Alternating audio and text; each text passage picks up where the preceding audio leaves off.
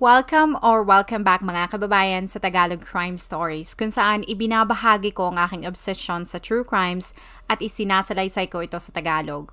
Kung gusto mo ang mga ganitong contents, make sure to subscribe at turn on all the notifications para lagi kang updated sa mga bago kong videos. Kung gusto mo naman na suportahan ang aking channel sa ibang paraan, you may do so by checking these options. Ang Lübeck ay isang magandang lungsod sa hilaga ng Germany at malapit ito sa Hamburg. Sa kasaganaan ng mga lumang gusali, ang lungsod ay may mala fairy tale na vibe. Isa sa mga isla dito ay tinatawag na Old Town na napapalibutan ng ilog na tinatawag na Trave. Sa ganda, hindi nakakagulat na ang kaakit-akit na lugar na ito ay naitala ng UNESCO bilang isang World Heritage Site. Noong 1980s, ang Germany ay hindi pa isang bansa dahil hiwalay pa ang silangang bahagi at kanlurang bahagi nito. Ang opisyal na dahilan sa pagkakahati ng Germany sa dalawang parte ay para labanan ang komunismo. Sa kalagitnaan ng gulo at hindi pagkakaintindihan sa loob ng Germany, merong isang bar na tinatawag na Tipasa. Para sa karamihan, ito ay isang tambayan ng mga estudyante ngunit kasama rin sa mga parokyano ang lahat ng uri ng mga tao mula sa mga mahihirap, mga dropout ng eskwelahan at ang ibang tao dito ay ginagawang meeting place ang bar para mag-usap tungkol sa idea ng komunismo. Sa Tipasa din ang lugar kung saan minsan nagtrabaho si Marian Bachmeier bilang isang waitress. Gustong-gusto ni Marian na maglagi sa mga maiingay na lugar at inilarawan siya bilang isang magandang babae pero meron siyang masungit na personalidad.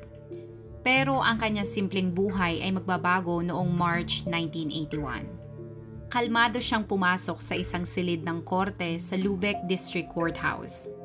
Nang makita niya ang mukha ng lalaki na nagbigay sa kanya ng bangungot sa loob ng 2 taon, dinukot at inilabas niya sa kanyang pitaka ang isang baril at itinutok ito sa likod ng lalaki. Pagkatapos ay paulit-ulit niya itong ipinutok hanggang nalagutan na ng hininga si Klaus Grabowski. Ano ang nagtulak kay Marian para kuhanin ang buhay ng lalaki at ilagay sa kanyang kamay ang batas? Sunod-sunod nating balikan ang sensational na kaso na nangyari sa Germany noong 80s.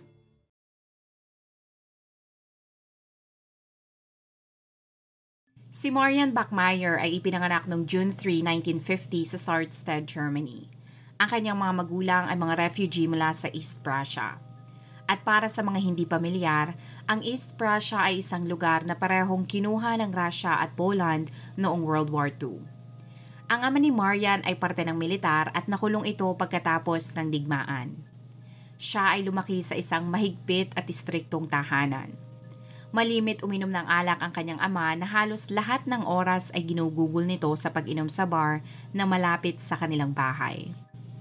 Ang alak ang lalo nagpalala ng pagiging agresibo ng kanyang ama kaya malimit ang away ng kanyang mga magulang sa kanilang bahay. Pero nakahinga ng maluwag ang kanyang ina nang iwan at abandonahin sila ng kanyang ama. Pero hindi nagtagal at nag-asawang muli ang kanyang ina. Pero ang kanyang stepfather ay lumalabas na mas malupit pa sa kanyang ama. Nagkaroon ng mahirap na pagdadalaga si Marian dahil sinasaktan siya nito. Ang kanyang ina naman ay sinisisi siya sa lahat ng kamalasan na nangyari sa kanila at hindi nagtagal ay pinalayas nito si Marian sa kanilang tahanan. Dahil sa hindi siya mahal ng kanyang ina, iniwan siya ng lasinggero niyang ama at binubugbog naman siya ng kanyang stepfather, si Marian ay nagkaroon ng napakapangit at mahirap na panahon nung siya ay isang teenager. Sa edad na 16 na taong gulang, siya ay nabuntis. Pero dahil sa pakiramdam niya na hindi niya ito kayang buhayin ay ibinigay niya ang bata sa bahay ampunan. Sa mga huling taon niya sa high school, ang tanging tao na nasa tabi ni Marian ay ang kanyang kasintahan na nakilala niya din sa eskwelahan. 2 taon pagkatapos niyang isilang ang kanyang unang anak, sa edad na 18 ay nabuntis muli si Marian. Sa pagkakataong ito, ang ama ay ang kanyang kasintahan. Pero dahil sa kawalan ng katiyakan at kawalan ng suporta at tamang paggabay, hindi siya sigurado kung kaya ba niyang buhayin ang sanggol. Isang gabi bago niya isilang ang kanyang pangalawang anak, siya ay namolestya at ginahasa habang nasa isang disco. At dahil sa trauma at takot na masira ang kanyang relasyon sa kanyang kasintahan, ay nagpasya si Marian na ipaampon ang kanyang pangalawang anak. Pagkatapos ni Marian sa high school ay kinailangan niya magtrabaho at makakita ng lugar na matutuluyan. Nagtrabaho siya bilang isang waitress at dito niya nadiskubre na gusto niya ang pagtatrabaho sa gabi. Noong 1972, siya ay nagtrabaho sa Tipasa at dito nagsimula ang kanyang on-again and off-again relationship sa manager ng bar na si Christian Berthold. Sa edad na 22, siya ay nabuntis muli sa ikatlong pagkakataon. Ngunit sa pagkakataong ito ay gusto na niyang alagaan at palakihin ang sanggol hanggang siya ay tumanda.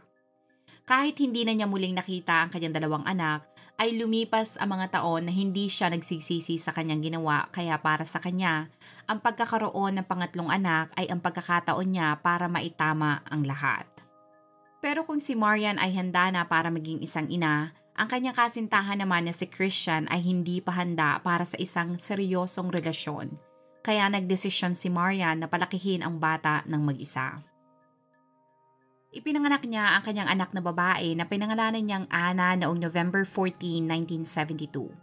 Pagkatapos niya manganak, hindi nagtagal, ay nagdesisyon si Marian na dumaan sa proseso na tinatawag na sterilization dahil ayaw na niya magkaanak muli. Ang sterilization ay isang permanenteng pamamaraan para hindi na muling magkaanak ang isang babae. Pagkapanganak ni Marian, ang lahat ng kanyang atensyon ay nakasentro at umiikot sa kanyang sanggol. Ang lahat ng kanyang mga kaibigan sa Tipasa ay kilala ang maliit na si Anna at ayon sa mga ito, si Anna ang sentro ng mundo ni Marian. Gayunpaman, hindi nagtagal ay kinailangan ni Marian na bumalik sa pagtatrabaho dahil kailangan niya ng pera. Pero dahil sa wala nagbabantay kay Anna, ay isinasama nito ang sanggol sa trabaho. Ayon sa mga parokyano ng bar, inaabot hanggang madaling araw ang pagtatrabaho ni Marian sa bar.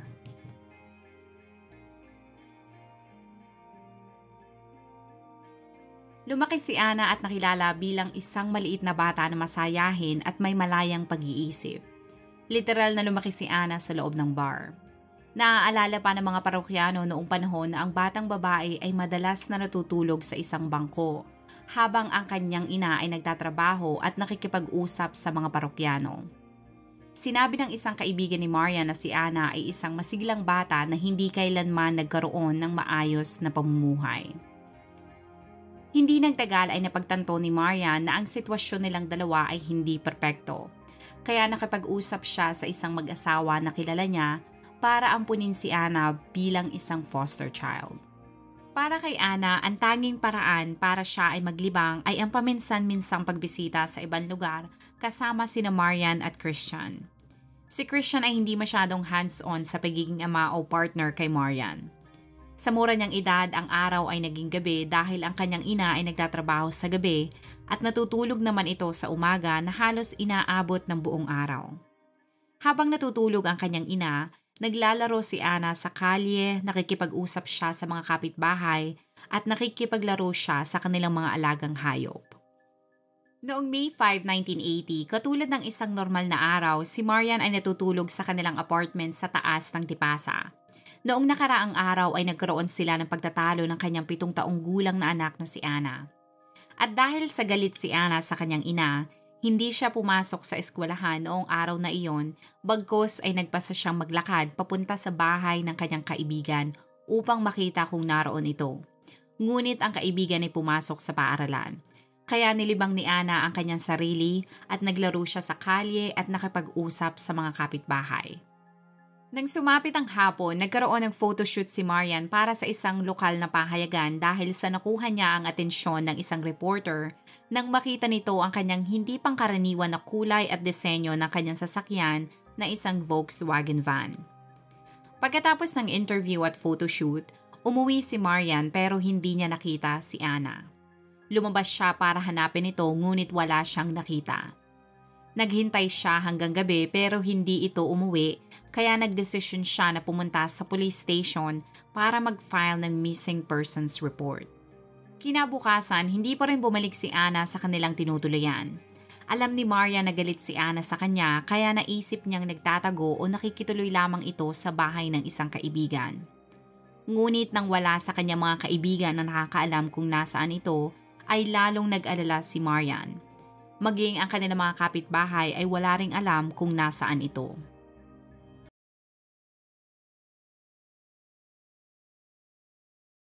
Nung hapon na yon, isang babae ang dumating sa police station at sinabi nito sa mga pulis na ang kanyang kasintahang lalaki, ang 35 taong gulang na si Klaus Grabowski, ay umamin sa kanya tungkol sa isang karumal-dumal na krimen.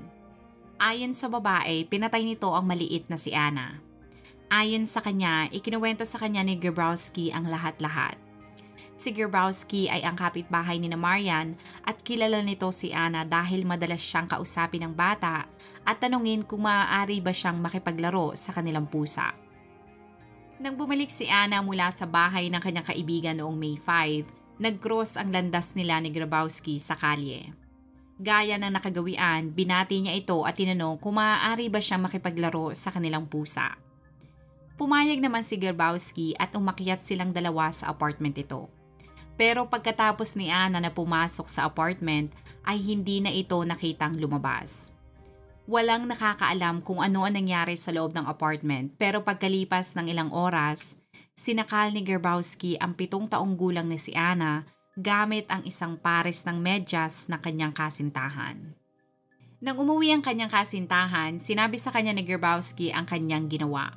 Pero agad naman na umalis sa apartment ang kanyang kasintahan at inireport ang lahat-lahat na nangyari sa mga pulis. Habang ang babae ay nasa police station, ay agad inilagay ni Grabowski ang katawan ni Anna sa isang karton, isinakay sa kanyang bisikleta at dinala niya ito sa isang lugar na malapit sa isang kanal kung saan naghukay siya ng mababaw na libingan at dito niya inilibing ang bata. Nang dumating ang mga pulis sa kanyang tahanan ay wala na si Grabowski. Ngunit nag-iwan siya ng isang note na nakikiusap sa kanyang nobya na huwag siyang iwanan nito at sinabi niyang hihintayin niya ito sa isang lugar na tinatawag na Zollen para makapag-usap sila. Pumunta naman agad ang mga pulis sa lugar na kanyang sinabi sa note at dito siya nadakip ng mga kapulisan.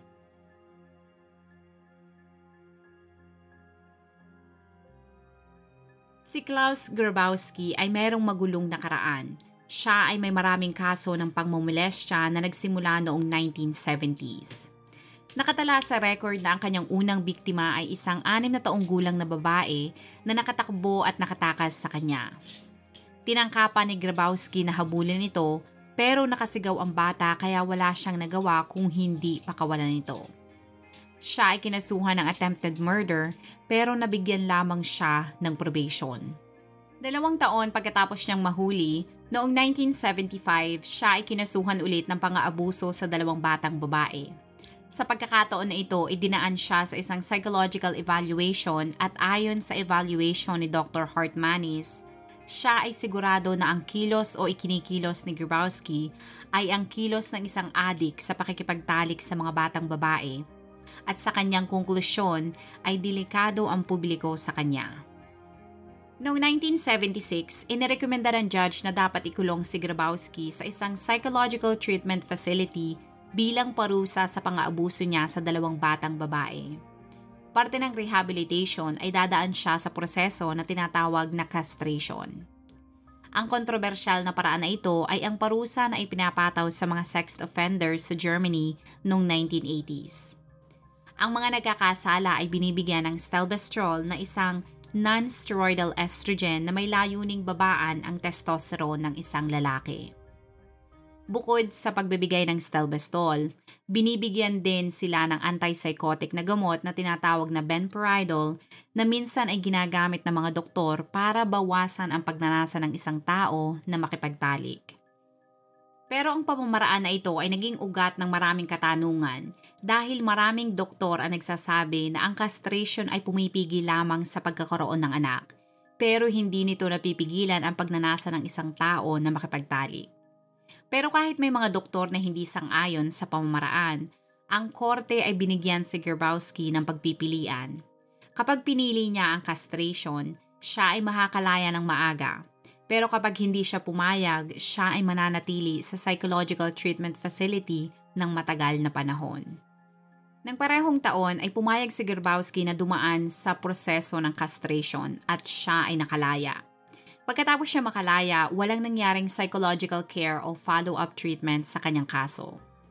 2 taon pagkatapos ng kanyang paglaya, bumisita si Grabowski sa isang urologist at nag-request ito ng isang hormone treatment para ma-reverse ang epekto ng castration. Ang treatment ay inaprobahan ng korte dahil nagreklamo siya sa mga side effects mula dito. Ayon sa record, si Grabowski ay merong fiancé ng panahon na yon at gusto nilang bumuo ng isang pamilya. Para sa korte, ang gamot at proseso na kanilang ginawa ay mukhang naging matagumpay dahil sa pagbabago na nakita nila sa buhay nito. Mula March 18 hanggang April 25, 1980, sa utos ng korte, tinurukan siya ng testosterone at niresetahan ng mga gamot na dapat niyang inumin araw-araw. Siya ay ginagamot dahil sa akala ng doktor at korte ay tumatanggap ito ng psychiatric treatment.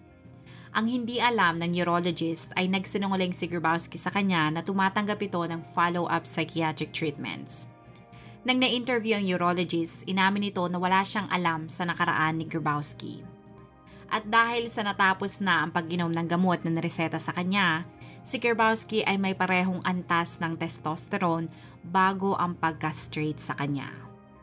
Nang mahuli si Grabowski, sinabi niya sa pulisya na hindi niya hinawakan ang bata, pero inatake lamang niya ito nang nagbabanta si Anna na magsusumbong ito kay Marian na siya ay minolestya.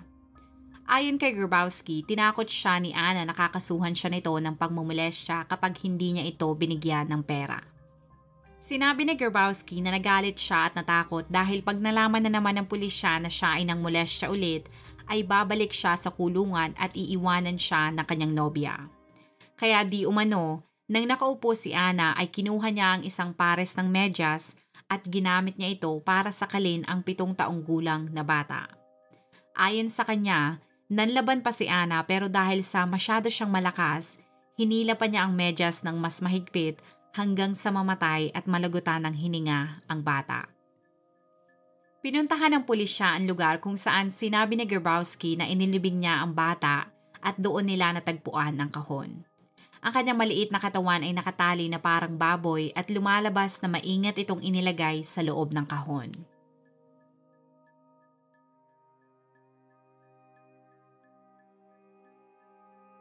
Ipinaalam ng pulisya sa 29 na taong gulang na si Marian ang nangyari sa kanyang anak na si Anna.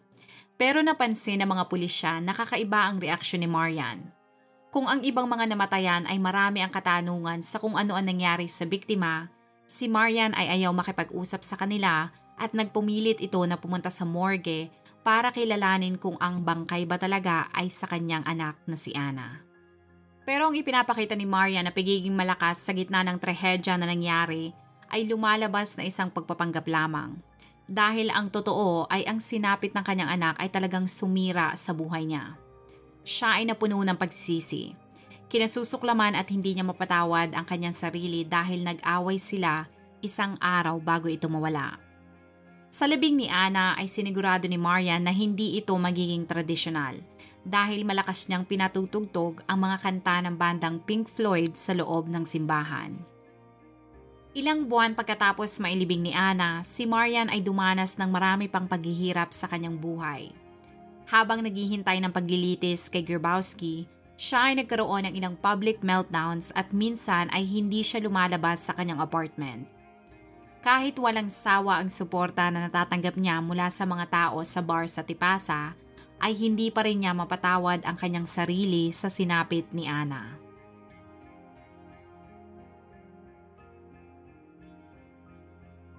Noong March 1981, nagsimula ang paglilitis kay Grabowski sa District Court sa Lübeck. Sa mga unang araw ng paglilitis, ang laman ng lahat ng pahayagan ay tungkol sa buhay ni Anna. Ayon sa mga reports, lumaki ang bata sa lansangan dahil ang kanyang ina ay isang waitress na walang tigil ang pagtatrabaho buong gabi. At halos buong araw naman ay natutulog ito. Nakalagay din sa mga reports na hindi madalas pumasok si Anna sa eskwelahan.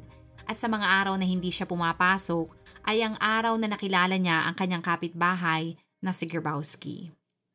Habang gumugulong ang paglilitis, sinigurado ni Marian na nakaupo siya sa front row ng courtroom dahil gusto niyang tingnan ang halimaw na kumuha sa kanyang anak.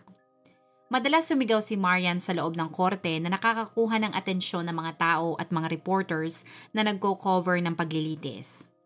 Ang mga tao na nakasaksi sa pag-uugali ni Marian ay hati ang reaksyon sa kanyang pag-uugali.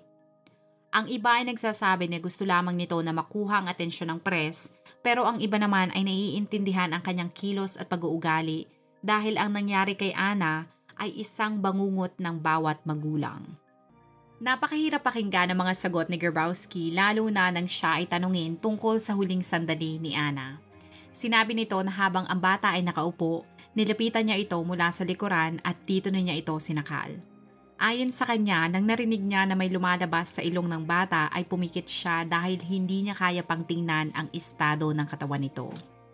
Sa ikalawang araw ng paglilitis, ang urologist na gumamot kay Grabowski ilang buwan bago mamatay si Ana ay tinawag upang tumistigo.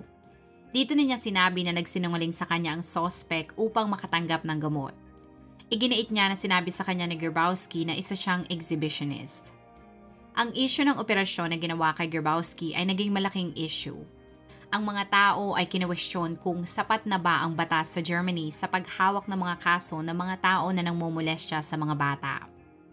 Lumabas na ang batas ay may malaking loophole dahil ang mga tao na nangmomolestya ay agad-agad makakalaya kapag dumaan na sa operasyon na parang walang nangyari. Wala ding maayos na sistema tungkol sa pagmomonitor o pagpa-follow up sa kanila. Bago matapos ang pangalawang araw ng paglilitis, nagkaroon ng kalituhan at hindi masyadong naintindihan ni Marian ang usapan ng judge at abogado ni Grabowski. Akala niya ay haharap at magbibigay ng salaysay ang suspect na si Grabowski at sasabihin nito na binlackmail siya ni Ana para sa pera. Dahil sa nangyari, nagalit lalo si Marian dahil siya ay isang biktima din ng pang-aabuso nang siya ay bata pa lamang. Kaya nang akala niya ay ipapahiya ni Grabowski ang kanyang anak sa korte sa susunod na paglilitis, ay nag-isip siya ng plano.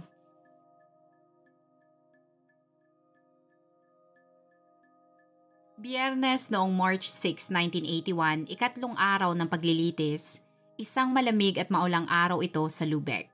Walang masyadong tao sa loob ng korte dahil hindi pa nagsisimula ang paglilitis. Si Grabowski ay dinala ng pulisya sa loob ng korte at dinala sa kanyang upuan. Siya ay nakatilikod sa entrance ng korte na nakaupo. Habang siya ay nakatalikod sa entrance ng courtroom ay pumasok naman si Marian at nagkomento ito na walang masyadong tao sa courtroom. Isa sa kanyang mga kaibigan ang nagmungkahi na maghintay sila sa hallway ng ilang minuto pa. Kaya nagsimula sila magtungo sa pinto pero nagbago ang isip ni Marian. Mahinahon siyang naglakad papunta sa kinauupuan ni Grabowski. Sa ilang yarda niyang layo sa suspect ay humugot siya ng isang baril mula sa kanyang pitaka. Itinutok niya ito sa likod ni Grabowski at pinaputok ng 8 beses. Pero 7 bala lamang ang tumama dito na agad niyang ikinamatay. Ang walang buhay ng katawan ni Grabowski ay bumagsak sa sahig ng courtroom. Agad tumawag ang mga saksi ng isang doktor pero huli na ang lahat para kay Grabowski dahil siya ay idineklara ng patay bago pa man nakarating ang doktor. Itinapon ni Marian ang baril at kusa niyang ibinigay ang kanyang sarili sa isang opisyal ng korte. Sa puntong ito ay sinabi niya sa opisyal na gusto niyang barilin ito sa muka pero imposible ito kaya sa likod na lamang niya ito binaril at sana ay patay na si Grabowski. Ang dati niyang kasintahan at ama ni Ana na si Christian ay nasaksihan ang ginawa ni Marian at sinabi nito na she did it. She actually did it. Ang ginawa ni Marian ay isa sa mga pinakasikat na kaso ng vigilante justice sa buong kasaysayan ng Germany. Ang paghihiganti niya ay nagdulot ng malaking reaksyon mula sa media at publiko. Ang bawat magulang na may mga anak ay lubos na nauunawaan kung bakit niya ginawa ito. Maraming mga tao nagsabi na kung sila ang nasa kanyang posisyon ay gagawin din nila ang parehong bagay. Ang ilan naman ay umabot pa sa pagsasabi na mas masahol pa ang kanilang gagawin sa suspect. Para sa kanila, ang mawala ng anak ay magdudulot ng matinding sakit at pagdurusa, kaya ang simpleng pagbaril ay hindi sapat na kaparusahan. Buong gabi, ang lahat ng tao sa Germany ay tinawag si Marian na isang revenge mother. Ang magandang mukha ng 30 taong gulang na si Marian ay nasa harap ng lahat ng magazines at mga pahayagan. Ang mga taong hindi niya kilala ay nagpapadala at nagbibigay din sa kanya ng mga bulaklak at isang bouquet ng bulaklak ang may note na nagsasabi na isa siyang lolo at gagawin din niya ang ginawa ni Marian kapag may gumawa ng masama sa kanyang apo. Ang ibang mga tao sa Germany ay kumalap din ng mga donasyon para matulungan si Marian sa kanyang mga bayarin at pagkuha ng mga abogado. At sa loob lamang ng isang linggo, nakakalap sila ng 100,000 marks.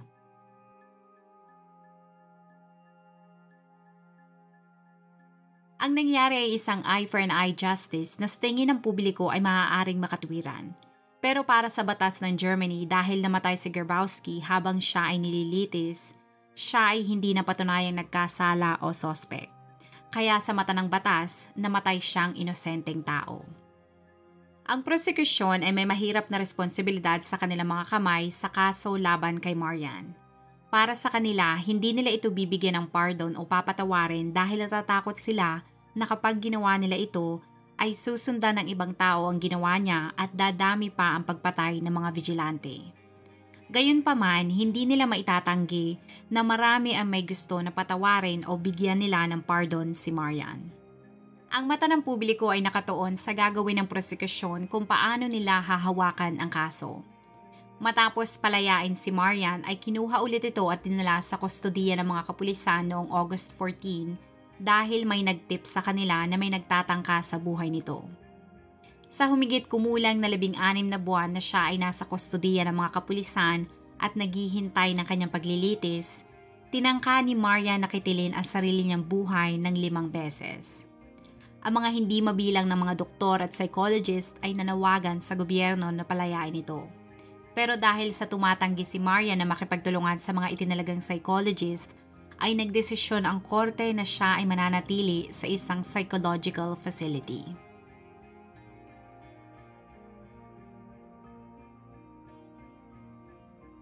Nagsimula ang paglilitis kay Marian noong March 2, 1983 at inabot ito ng 25 araw. Sa kasikatan ng kaso ay napakaraming mga tao at mga reporters ang nasa loob ng korte. Karamihan sa kanila ay mga kababaihan na sumusuporta kay Marian. Hindi nagtagal ay sa dami ng tao ay nagdesisyon ang judge na palitan ang building na kanilang ginagamit. Upang mahatulan si Marian ng first-degree murder ay kailangang mapatunayan ng prosekusyon na pinlano niya talaga ang pag-atake kay Grabowski. Para sa kanila, ang komento ng ama ni Anna na si Christian na she actually did it ay nagpapatunay na pinlano nito ang lahat. Lumabas din sa kanilang investigasyon na si Marian ay bumili ng baril at nagpa-practice ito ng pagbaril sa loob ng bar na Tipasa. Sa depensa ni Marian ay inamin niya na bumili siya ng baril pagkatapos mamatay ni Anna para proteksyonan ang kanyang sarili sa masasamang loob. Idinagdag niya na hindi din niya intensyon na patayin si Grabowski. Kung ikaw ay nagtataka kung bakit nakapagdala si Marian ng baril sa loob ng korte, ay kailangan nating ikonsidera na ito ay nangyari noong 1980s na hindi pa uso ang paggamit ng metal detector sa courtroom sa Lübeck at hindi pa masyadong maayos ang mga security measures sa korte. Pero idiniin ng prosekusyon na si Marian ay sanay na humawak ng baril dahil sa isang iglap ay nagawa niyang kuhanin ang baril sa kanyang pitaka, alisin ang safety lock, at paputukin ito ng hindi lang isa pero 8 beses. Ang kampo ni Marian ay iginiit na hindi nito intensyon na patayin si Grabowski, bagkus ay nadala lamang ito ng kanyang emosyon dahil sa matinding sinapit ng kanyang anak. Pero ang prosekusyon ay inatake naman ang karakter ni Marian. Ayon sa abogado, si Marian ay isang pabayang ina at si Anna ay madalas maiwang mag-isa. Ipinaalala ng prosekusyon sa korte na ilang buwan bago mamatay si Anna ay lumapit si Marian sa isang mag-asawa para ampunin ng mga ito si Anna. Para sa kanila, nilamon si Marian ng kanyang konsensya dahil sa pagpapabaya niya sa kanyang anak kaya napatay nito si Grabowski. Nang natapos ang paglilitis, ibinasura ang kaso ng prosekusyon na first-degree murder, bagkus ay kinasuhan si Marian ng kasong manslaughter at unlawful possession of a firearm at pinatawan siya ng 6 na taon na pagkakakulong. Pagkatapos may baba ang parusa, hindi napigilan ng prosekusyon na magalit sa desisyon ng judge dahil para sa kanila, talagang may intensyon ito na patayin si Grabowski. Pero para naman sa judge na ibigay niya ang hustisya sa nangyari. Sa kanyang opinyon, ang ginawa ni Marian ay sanhi ng trauma na pinagdaanan niya nang mamatay si Ana. Dahil sa estado ng pag-iisip ni Marian, siya ay ikinulong sa isang psychiatric facility sa loob ng 18 buwan. Dahil sa maganda niyang pag-uugali, siya ay pinalaya noong June 1985. Ang ibang tao ay nagsasabi na masyadong mabigat ang parusa, pero ang iba naman ay nagsasabi na masyadong magaan ang parusa dito. Sa isang survey na ginawa noon, 28% ng mga tao ay sumasang-ayon sa parusa. 27% naman ay nagsasabi na masyadong mabigat ang parusa. Habang 25% naman ay nagsasabi na masyadong mabigat ang parusa. At ang 20% naman ay nagsasabi na hindi sila makapagdesisyon. Ang parusang kamatayan sa West Germany ay tinanggal noong 1949 kaya kung mapatunayan man na guilty si Grabowski ay hindi ito mapaparusahan ng kamatayan. Sa isang interview ni Marian, sinabi niya na malungkot siya sa kanyang ginawa pero hindi siya malungkot na patay na ito.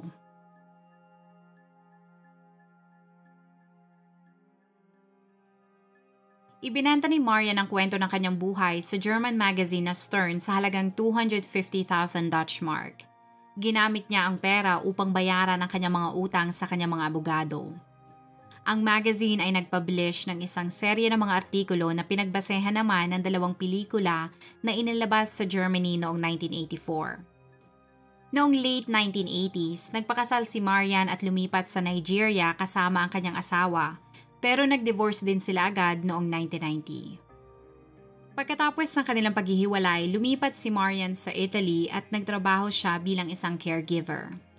Hindi nagtagal ay na-diagnose siya ng pancreatic cancer kaya bumalik siya sa Germany. Noong September 17, 1996, namatay siya sa edad na 46 na taong gulang at kahit gusto niya na mailibing sa Italy, ay inilibing siya sa parehong libingan ng kanyang anak na si Ana. Kung ikaw ay nakinig hanggang sa dulo ng video na ito, maraming salamat sa panonood sa episode na ito. Please consider leaving a comment or i-like ang video na ito. At kung may kaso ka na gusto mong i-cover ko, please let me know. Magandang araw sa iyo, kabayan!